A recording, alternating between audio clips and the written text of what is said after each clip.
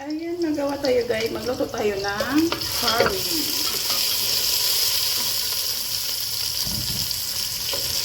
Yung ating sibuyas, at saka yung ating pepper leaf, at saka yung garlic.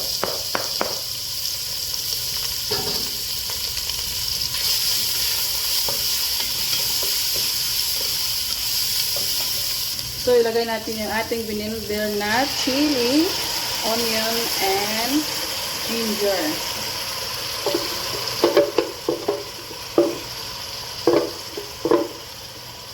May onion na rin yung ano ko guys, yung binilder ko. Kaso lang, mas masarap niya pag may igigisa natin siya sa onion.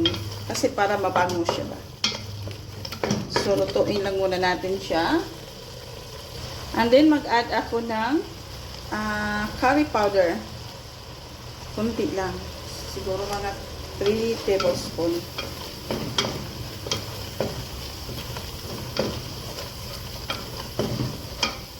Pahinaan ko lang muna yung apoy para maluto yung ating curry powder.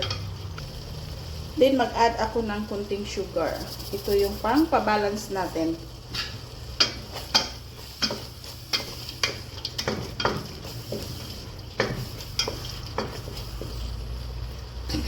Malalaman natin siya guys na luto na yung ating curry kung lalabas na yung oil. So, ayan na guys, okay na siya. Ilagay natin yung ating pata. Malinis na yung ating pata. At saka maglagay din ako ng spring onion. Yung pata natin ay malinis na. Pinakuluan ko muna. Ko muna siya sa mahinang apoy. Takpan natin. Then, mag-add ako ng konting tubig.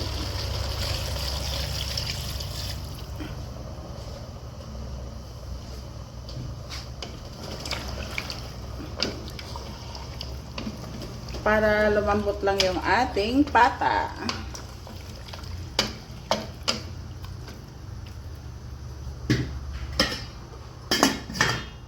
Sinigang mix. Para mayroon siyang asim ng konti.